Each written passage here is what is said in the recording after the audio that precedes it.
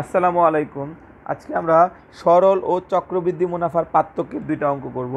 দেখেন এখানে বলা আছে বার্ষিক শতকরা 10% হারে 1000 টাকার 2 বছর পর সরল ও চক্রবৃদ্ধি মুনাফার পার্থক্য কত বলছে। এখন এখানে দেখেন বলছে যে 2 বছর পর সরল ও চক্রবৃদ্ধি মুনাফার পার্থক্য কত।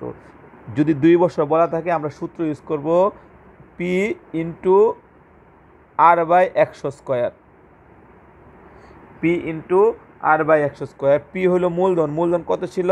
1000 টাকা ছিল মূলধন। আর কত ছিল? আর হলো সুদের হার ছিল 10, তার মানে 10/100 দেখেন এই শূন্য শূন্য কাটলাম, তার মানে 1/10। 1/10 এখানে কয়টা? 1/10 স্কোয়ার, তার মানে 1/10 হলো দুইটা। এই হইলো 1/10। এই 1 শূন্য কাটা, এই 1 শূন্য কাটা, তার মানে মুনাফার পার্থক্য কত? মুনাফার পার্থক্য হলো 10।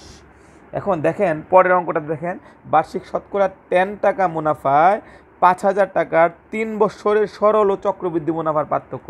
আগে ছিল 2 বছর, এখন হলো 3 বছর। যদি 3 বছর থাকে তাহলে আমরা আগের মতোই যে এটা বসাবো আগে, পি ইন্টু r/100। যেহেতু 3 বছর, এ কারণে কি করতে হবে? এটার সাথে r+3 আবার গুণ করতে হবে, r/100+3 আবার গুণ করতে হবে। দেখেন পি কত? পি হলো 5000 ইন্টু আর কত?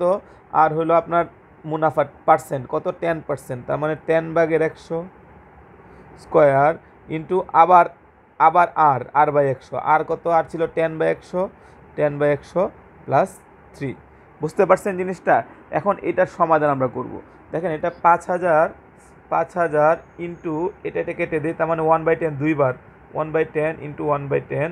এখানে হবে হলো লসাগু যদি করি তাহলে 100, এখানে হবে হলো আপনার 10 যোগ 300, এখানে 10 যোগ 300, এখানে হলো এই শূন্য কেটে দেন, এই শূন্য কেটে দেন, এখানে হলো 50 ইন্টু এখানে হলো 10 যোগ 300 মানে 310, 310/100। এই শূন্য কেটে দেন, এই শূন্য কেটে দেন, 5 হলো 155। তাহলে সরল ও চক্রবৃদ্ধি মুনাফার এখানে পার্থক্য কত পাইছি আমরা? 155 পেয়েছি।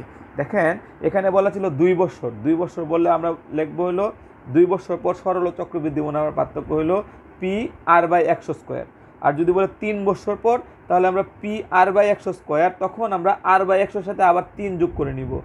ঠিক আছে, মান বসায় দিব, তাহলে সরল ও চক্রবৃদ্ধি মুনাফার পার্থক্য পেয়েছি আমরা 155। আজকে এই পর্যন্ত। আসসালামু আলাইকুম।